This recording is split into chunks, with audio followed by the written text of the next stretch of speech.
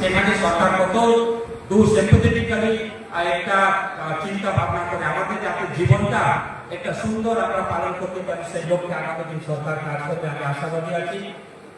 আমিও সরকারকে বলবো আমার তরফ থেকে যাদের বয়স এখন রয়ে গেছে, যখন এসএসসি হবে সে সময় যাতে কিছু কিছু অ্যাবজর্ব করা হয়, তাহলে আমার মনে হয় ভালো হবে এটা, যে আমরা সেই জায়গাতে অ্যাবজর্ব হয়ে আমরা সেই জায়গাতে পৌঁছে দিই।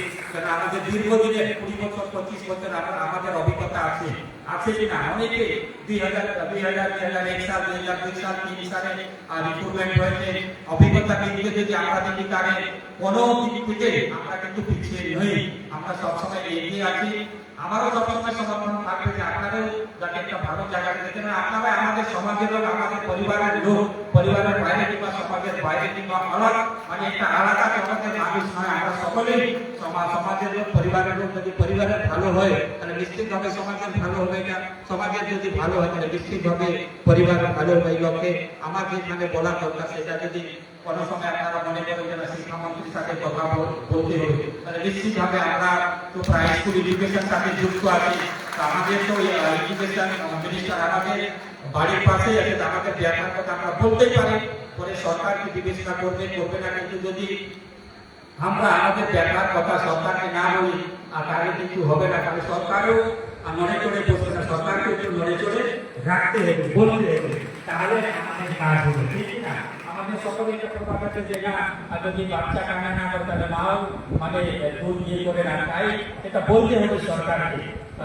তো যাতে আমরা বলি তাহলে নিশ্চিতভাবে অন্য রাজ্যে যেভাবে প্যারা টিচাররা আমাদের পার্শ্ব শিক্ষকরা যে সুযোগ সুবিধাগুলো পাচ্ছে, সেই আগামী দিনে যাতে আমাদের পশ্চিমবঙ্গের সেই সুযোগ সুবিধা আমাদের মায়েরা, আমাদের দিদিরা, আমাদের বোনেরা, আমাদের দাদারা পায়, সেই লক্ষ্যে যেখানে করণীয় কাজ আমি পার্লামেন্টে বিভিন্ন স্টেটের এমপিদের সাথে আমার পরিচয় আছে, তাদের সাথে আমি একটু খোঁজ খবর নিয়েছি, আরো খোঁজ খবর নেব যে আমাদের রাজ্যে আমাদের জেলাতে প্যারা টিচার বা পার্শ্ব শিক্ষক আছে তাদের অবস্থা কি আছে, তাদের বেতন কাঠামো কি আছে, তারা কিভাবে বেতন পান, তাহলে আগামীতে নিশ্চিতভাবে আপনাদের দেখা সাক্ষাৎ করার আরো সুযোগ হবে। সেই সময় আমরা এই জিনিসগুলো কিংবা যারা রাজ্যের নেতৃত্ব আছে, জেলা নেতৃত্ব আছে, তাদের কাছাকাছি যদি এই অন্য রাজ্যে এই জিনিসগুলো হচ্ছে, আগামী দিন যদি আমরা সকলেই চেষ্টা করি যাতে সেই কিছু অংশ সেটাও এখানে যদি লাগু হয়ে যায়, তাহলে আমাদের মায়েরা, দিদিরা, আমাদের যারা শিক্ষক শিক্ষিকা আছে, পার্শ্ব শিক্ষিকা হিসাবে যা শিক্ষা দান করছে, তাদের জীবনে কোনো পরিবর্তন আসবে।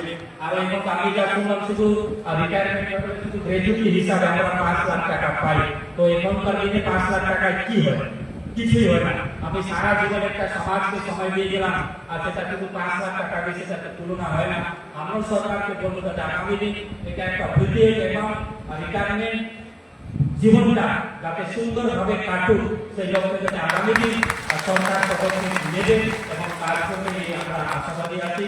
তো আমি বেশি সময় বের করতে না, আমারও দিল্লি যাওয়ার তারা আছে, আমার একটা স্পিকারের কাজ দিয়েছে, কালকে কেনিয়ার একটা ডেলিগেশন পার্লামেন্টের টিম আসছে, কালকে আমাকে রিসিভ করতে হবে এয়ারপোর্টে, দিল্লি এয়ারপোর্টে 8টার সময় সকাল।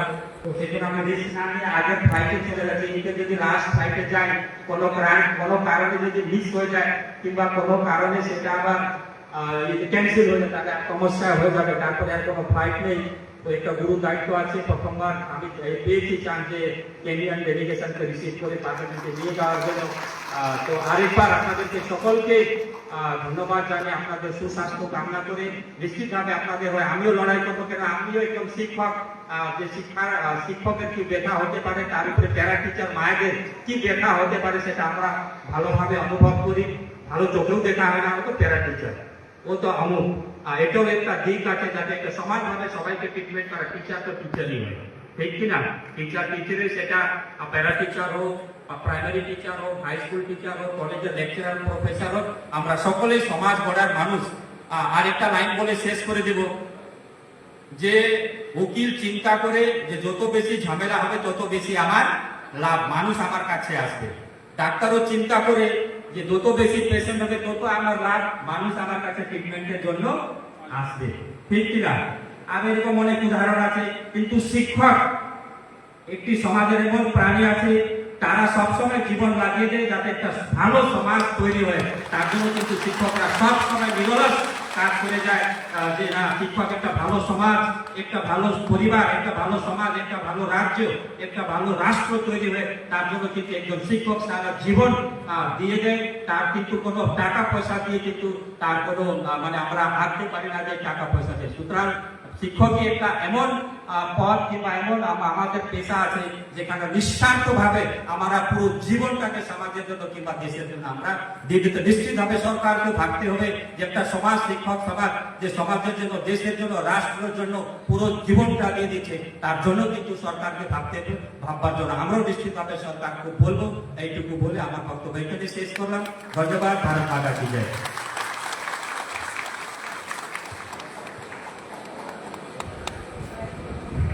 স্যার, কথা